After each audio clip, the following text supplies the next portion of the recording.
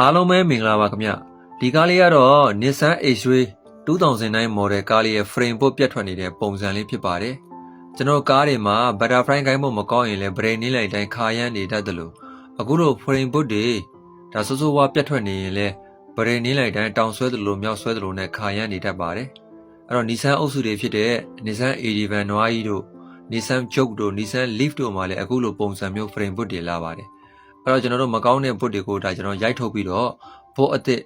ပြန်လဲ planning ထည့်တဲ့ပုံစံလေးကိုကျွန်တော်ပြချင်တာဖြစ်ပါတယ်အဲ့တော့ frame board တွေကောင်းမကောင်းဆိုတာကတော့ကိုပြုပြင်နေကြဆိုင်မှာအောက်ပိုင်းလေးတွေစင်ရင်းနဲ့ဒါ frame board တွေမကောင်းရင်ကြိုတင်လဲထားခြင်းအပြင်ကျွန်တော်တို့ brain နေလိုက်တိုင်းကားအနွယ်တွေကိုတက်တာစီမှာဖြစ်ပါတယ်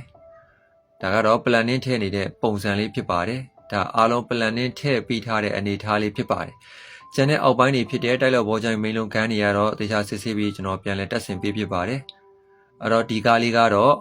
ကျွန်တော် Nissan X-Ray 2009 model ကားရဲ့ဒါ frame axle ပြားပုံစံလေးဖြစ်ပါတယ်ခင်ဗျာအားလုံးလည်းဘဟုသုတရရှိလို့နေကောင်းချမ်းမှာအန်ရကင်းလို့လည်းဘေးရှင်းကြပါစေခင်ဗျာ